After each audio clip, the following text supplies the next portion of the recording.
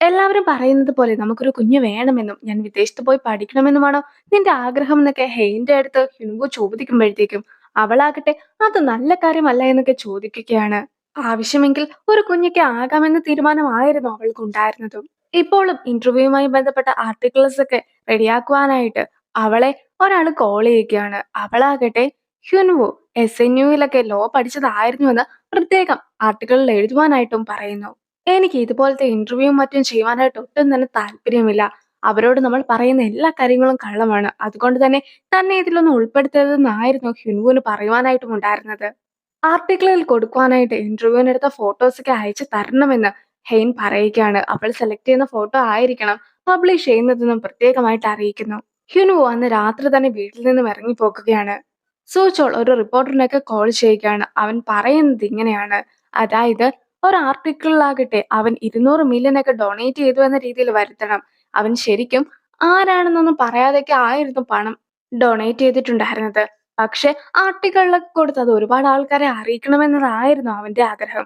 അങ്ങനെയിരിക്കെ അവിടേക്ക് ഹെയ്നും എത്തുന്നു. അവനിട്ട് ഹെയ്നും നല്ലതുപോലെ തന്നെ തല്ലൊക്കെ കൊടുക്കുകയാണ്. ഫാമിലി മീറ്റിംഗിൽ വെച്ചാകട്ടെ ഹ്യുൻമുവിനെ കുറിച്ച് മോശമായിട്ടൊക്കെ അവൻ സംസാരിച്ചിട്ടുണ്ടായിരുന്നല്ലോ.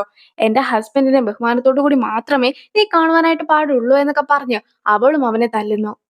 ഹെയ്ൻ അവളുടെ ഹസ്ബൻഡിനെ ഒരുപാട് അപമാനിക്കുന്നതാണ്. അങ്ങനെയൊക്കെ താൻ സംസാരിച്ചതാണോ ഇത്രയ്ക്ക് വലിയ പ്രശ്നമെന്നൊക്കെ ചോദിച്ചുകൊണ്ട് സൂചോളും അവളെ സൈക്കോപാത്ത് എന്നൊക്കെ വിളിക്കുന്നുമുണ്ട്. ഹിനുവു ഫ്രണ്ടിന്റെ ഒപ്പം മദ്യപിച്ചുകൊണ്ടൊക്കെ ഇരിക്കുകയാണ്. അവൻ മദ്യപിച്ചു കഴിഞ്ഞിട്ടുണ്ടെങ്കിൽ വളരെയധികം ക്യൂട്ടാണെന്നൊക്കെ ഹെയ്നും പറഞ്ഞിട്ടൊക്കെ ഉണ്ടായിരുന്നു. ഞാൻ എന്തുകൊണ്ടാണ് ഇത്രയ്ക്ക് ക്യൂട്ടായി പോയത്? അതുകൊണ്ടല്ലേ അവളെന്നെ ഇഷ്ടപ്പെട്ടത്. അവളെന്നെ ഇഷ്ടപ്പെട്ടത് കൊണ്ട് എന്റെ ലൈഫ് തന്നെ ഇല്ലാതായില്ലേ എന്നൊക്കെ ചോദിച്ചുകൊണ്ട് അവനും കരയുകയാണ്.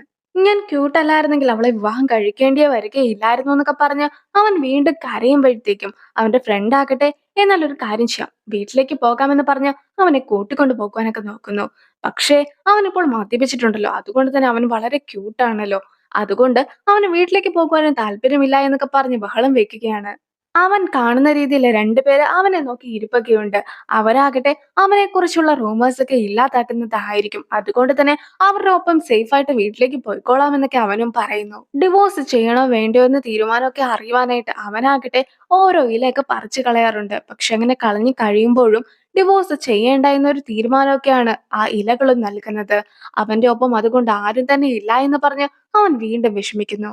ഒരു ഇല പോലും തന്റെ ഒപ്പം ഇല്ല എന്ന് അവൻ പറയുമ്പോഴത്തേക്കും എന്റെ ഒപ്പം ആര് നിൽക്കണമെന്ന് ഞാൻ ആഗ്രഹിക്കുന്നില്ല.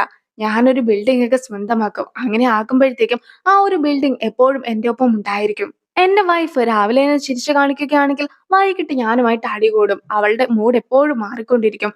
അതുകൊണ്ട് തന്നെ കോൺക്രീറ്റ് കെട്ടിടങ്ങളാണ് വൈഫിനെക്കാളും ഞാൻ പ്രിഫർ ചെയ്യുന്നതെന്നൊക്കെ ഫ്രണ്ടും പറഞ്ഞു കൊടുക്കുന്നു. ഹിനുവു കരഞ്ഞുകൊണ്ട് വീട്ടിലേക്കൊക്കെ നടന്നു പോകുകയാണ്. ആ രണ്ടുപേരാകട്ടെ ഇപ്പോഴും അവനെ ഫോളോ ചെയ്യുന്നുണ്ടായിരുന്നു. അതുകൊണ്ട് തന്നെ അവരോട് തിരിച്ചു മടങ്ങി പോകുവാനായിട്ടും അവൻ ആവശ്യപ്പെടുന്നു. വീട്ടിലേക്ക് മടങ്ങിയെത്തുന്ന ഹ്യുൻവുവും വീട്ടിലുണ്ടായിരുന്ന ഹെയ്നും ഡോറിന്റെ വാതിലൊക്കെ പിടിക്കുന്നുണ്ട്. പക്ഷെ രണ്ടുപേരും ആ ഒരു ഡോർ തുറന്ന് പരസ്പരം കാണുവാനായിട്ട് തയ്യാറാകുന്നില്ല. ആർട്ടിക്കിളിൽ കൊടുക്കാനായിട്ടുള്ള ഫോട്ടോസ് ഒക്കെ നോക്കുന്ന ഹെയ്നും ഹ്യുൻവുവിന്റെ ഫോട്ടോ ഒക്കെ നോക്കിയിരിക്കുന്നു. ഹ്യുൻവു ജയിലിലൊക്കെ എത്തിയിരിക്കുകയാണ്. അപ്പോഴാകട്ടെ അവിടെ ഉണ്ടായിരുന്ന മറ്റു ചില അഡ്വക്കേറ്റ്സ് അവനെക്കുറിച്ച് സംസാരിക്കുന്നു. അവൻ ക്വീൻസ് ഗ്രൂപ്പിന്റെ മരുമകനാണ്. പക്ഷെ അവനുണ്ടാക്കുന്ന ഓരോ പ്രശ്നങ്ങളും തീർക്കുന്നത് അവനാണ്. നമ്മൾ മൊത്തത്തിലുള്ള അഡ്വക്കേറ്റ്സിന് അവനൊരു നാണക്കേട് തന്നെയാണെന്നൊക്കെ ആയിരുന്നു അവർ സംസാരിക്കുന്നത്. ഇപ്പോൾ ഹിൻവു ജയിലിൽ പോയിട്ടുള്ളത് ബ്യോംചേനെ കാണുവാനായിട്ടാണ്. ബ്യോംചെ എന്ന് പറയുന്നത് നമ്മുടെ ഹെയിന്റെ അച്ഛന്റെ സഹോദരിയാണ്. ഞാൻ ഇനി എത്ര കാലം ഈ ഒരു ജയിലിൽ കിടക്കണം? ജയിലിൽ കിടക്കുവാൻ മാത്രം വലിയ തെറ്റൊന്നും ഞാൻ ചെയ്തില്ലല്ലോ. സ്യോൽഹിയുടെ മുടിയിൽ പിടിച്ച് വലിക്കുക മാത്രമല്ല ഞാൻ ചെയ്തിട്ടുണ്ടായിരുന്നുള്ളൂ എന്നൊക്കെ ബ്യോംചെ പറയുമ്പോഴത്തേക്കും നീ അങ്ങനെ മുടിയിൽ പിടിച്ച് വലിച്ചത് കൊണ്ട് തന്നെ അവർക്ക് 4 ആഴ്ചത്തെ ട്രീറ്റ്മെന്റ് ഒക്കെ വേണ്ടി വന്നു.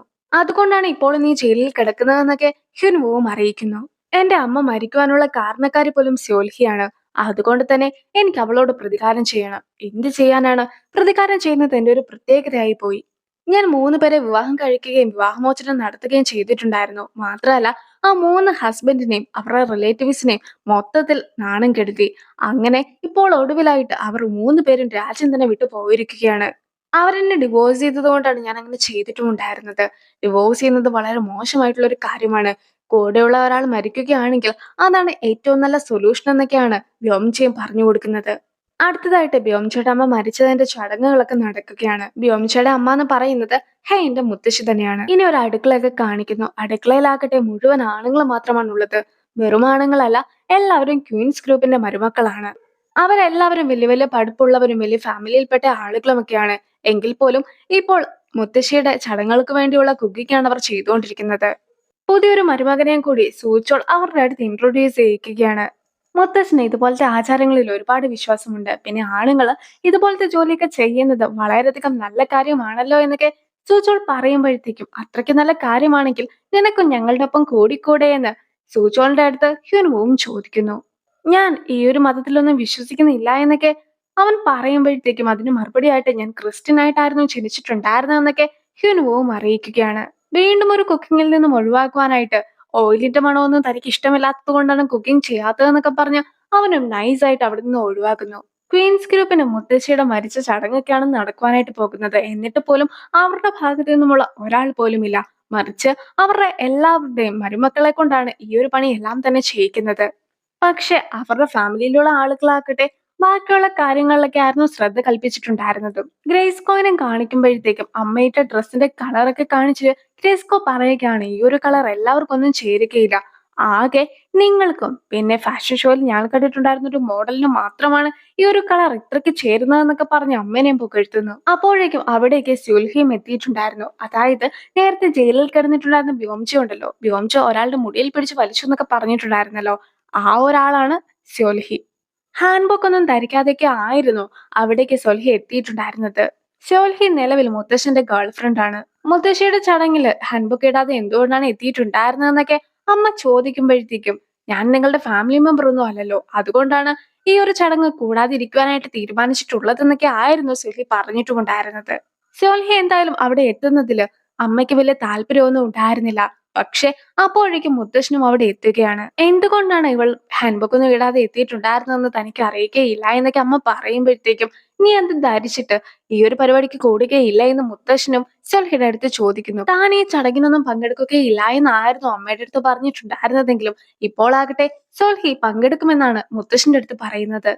മുത്തശ്ശൻ തന്നെ അവളോട് ഈ ചടങ്ങിൽ പങ്കെടുക്കുവാനായിട്ട് പറയുവാനാണ് അവളും നേരത്തെ അമ്മയുടെ അടുത്ത് കള്ളം പറഞ്ഞിട്ടുണ്ടായിരുന്നെന്നൊക്കെ ഗ്രേസ്കോയും പറഞ്ഞു കൊടുക്കുന്നു. മുത്തശ്ശന്റെ ഇപ്പോഴത്തെ ഗേൾഫ്രണ്ട് ആകട്ടെ നേരത്തെ അമ്മായിയമ്മനേക്കാളും കഷ്ടമാണെന്നൊക്കെയുള്ള തോന്നല് അമ്മയുടെ ഉള്ളിൽ ഇപ്പോൾ തന്നെ വന്നു കഴിഞ്ഞിരിക്കുന്നു. എല്ലാവരും കൂടി ചടങ്ങൊക്കെ നടത്തിക്കൊണ്ടിരിക്കുമ്പോഴത്തേക്കും ജയിലിൽ നിന്നും പുറത്തിറങ്ങിയിട്ടുണ്ടായിരുന്ന ബ്യോംച ആ ഒരു ചടങ്ങിലേക്ക് എത്തുകയാണ്.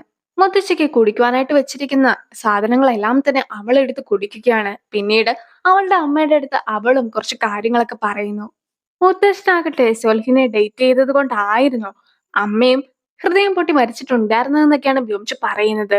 അങ്ങനെ അമ്മയുടെ മരണത്തിന് കാരണക്കാരിയായിട്ടുള്ള സൊൽഹിനെ ശിക്ഷിക്കുവാനായിട്ടായിരുന്നു അവളുടെ മുടിയിൽ പിടിച്ചൊക്കെ താൻ വലിച്ചിട്ടുണ്ടായിരുന്നതെന്നും, മുത്തശ്ശിയുടെ മരണത്തിന് കാരണക്കാരിയായ സൊൽഹിനെ കൂടെ നിർത്തിയതിനു ശേഷം സ്വന്തം മകളായിട്ടുള്ള ബ്യോംചേനെ ജയിലയക്കുകയാണ് മുത്തശ്ശൻ ചെയ്തിട്ടുണ്ടായിരുന്നതെന്നും പറഞ്ഞ് അവളും ആകെ വിഷമിക്കുകയാണ്. ഹെയിന്റെ അച്ഛനോടും അമ്മയോടും ഒക്കെ എതിർത്ത് സംസാരിക്കുവാനായിട്ട് സാധിക്കുന്ന ഒരേ ഒരു വ്യക്തി ബ്യോംചെയാണ്.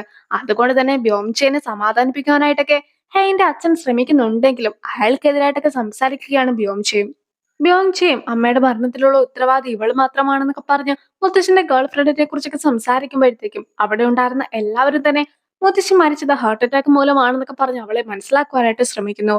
അത് കേട്ട ഉടനെ തന്നെ അമ്മ ഇനി ഞങ്ങളെ കാണുവാനായിട്ട് എത്തേണ്ടതില്ല എന്നൊക്കെ അമ്മയുടെ ആത്മാവിനോട് പറഞ്ഞതിന് ശേഷം അമ്മയ്ക്ക് വെച്ചിട്ടുണ്ടായിരുന്ന ആൽക്കഹോൾ ഒക്കെ എടുത്ത് കുടിക്കുകയാണ് ബ്യോംചെയും. ഇനി മുത്തശ്ശന്റെ മറ്റൊരു മകനെയും കൂടി കാണിക്കുകയാണ്. ആ ഒരു മകനെ വീട്ടിൽ നിന്നും പുറത്താക്കിയതൊക്കെ ആയിരുന്നു. പക്ഷെ അമ്മയുടെ ചടങ്ങ് കൂടുവാനായിട്ട് അയാളും വീടിന് വെളിയിലായിട്ടൊക്കെ വന്ന് നിൽക്കുന്നു. അവനാകട്ടെ എന്നെ കാണുവാനായിട്ട് വന്നതൊന്നുമല്ല, ഇപ്പോൾ മഴ നനഞ്ഞ് വെളിയിൽ നിൽക്കുന്നത് തന്നെ ടിവിയിലും ചാനലിലുമൊക്കെ അവനെ കുറിച്ച് വാർത്ത വരുവാനായിട്ട് മാത്രമാണെന്നൊക്കെയാണ് മുത്തശ്ശനും അവനെ കുറിച്ച് സംസാരിക്കുന്നത്. കഷ്ടപ്പെട്ട് ഫുഡൊക്കെ ഉണ്ടാക്കിയിട്ടുണ്ടായിരുന്ന ക്വീൻസ് ഗ്രൂപ്പിന്റെ മരുമക്കളാകട്ടെ ഒന്നിച്ചു നിന്ന് അവരുടെ അവസ്ഥയെ കുറിച്ചൊക്കെ സംസാരിക്കുകയാണ്. അവരാകട്ടെ വളരെ കഷ്ടപ്പെട്ടായിരുന്നു ആ ഒരു ഫാമിലിയിലൊക്കെ ജീവിച്ചു പോകുന്നത്. അവർക്ക് അവരുടെ സ്വന്തം ഫാമിലിനെ കാണുവാനായിട്ടുള്ള ഒരു അവസരം പോലും വളരെ കുറവാണ്. ഇന്നാകട്ടെ ഹ്യുനുവിന്റെ അച്ഛന്റെ 60-ാം പിറന്നാളാണ്. പക്ഷെ ഹ്യുനുവിന് ഈ ഒരു ചടങ്ങൊക്കെ ഉള്ളത് കൊണ്ട് തന്നെ അത് കൂടുവാൻ പോലും പോകുവാനായിട്ട് സാധിച്ചില്ല. അവന്റെ അവസ്ഥ ഓർത്തിട്ടാണ് എനിക്ക് വിഷമമുള്ളതെന്നൊക്കെ ഒരാൾ പറയുമ്പോഴത്തേക്കും മറ്റൊരാളാകട്ടെ, നമ്മുടെ ഭാര്യമാരെല്ലാവരും തന്നെ ക്വീൻസ് ഗ്രൂപ്പിന്റെ കസിൻസ് ആണ്. അങ്ങനെ ഇരിക്കെ നമ്മുടെ അവസ്ഥ ഇതാണെങ്കിൽ ക്വീൻസ് ഗ്രൂപ്പിന്റെ തന്നെ മരുമകനായിട്ടുള്ള ഹ്യുനുവിന്റെ അവസ്ഥ എന്തായിരിക്കുമെന്നൊക്കെ അവരും ചിന്തിച്ചു നോക്കുന്നു. ഹെയിന്റെ അച്ഛനും ഒരു കാര്യത്തെക്കുറിച്ചൊക്കെ ഹ്യുനുവിന്റെ അടുത്ത് സംസാരിക്കുകയാണ്. അതായത് അച്ഛനെ ഒരിക്കല് ചതിച്ചിട്ട് പോയ ഒരാളുണ്ടായിരുന്നു. അയാളെ വെറുതെ വിടുവാനായിട്ടൊന്നും അച്ഛൻ തീരുമാനിച്ചിട്ടില്ല. മറിച്ച് അയാളെ മാക്സിമം അപമാനിച്ചതിന് ശേഷം അയാളെ ഇല്ലാതാക്കുവാനായിട്ടാണ് അച്ഛൻ പ്ലാൻ ചെയ്തിട്ടുള്ളത്. അതൊക്കെ കേട്ട് കഴിയുമ്പോഴത്തേക്കും ഹ്യുൻബോയും തന്റെ അവസ്ഥ ഇതൊക്കെ ആയിരിക്കുമല്ലോ എന്ന് സ്വയം ഓർത്തു നോക്കുന്നു. നിന്നെ ഉപേക്ഷിക്കുന്ന ആൾക്കാർക്ക് നീ ടാറ്റാ ബൈ ബൈ കൊടുക്കുകയല്ല ചെയ്യേണ്ടത്. മറിച്ച് അവരെ തിരിച്ച് മാക്സിമം ഉപദ്രവിക്കുകയാണ് ചെയ്യേണ്ടതെന്ന ഒരു ഉപദേശമൊക്കെ ഹെയിന്റെ അച്ഛനും അവന് നൽകുന്നു. അപ്പോൾ ആ ഒരു സീനോട് കൂടി ഈ ഒരു വീഡിയോ അവസാനിപ്പിക്കുകയാണ്. അടുത്തൊരു വീഡിയോ ആയിട്ട് ഇത്രയും വേഗം കാണാം. ബൈ.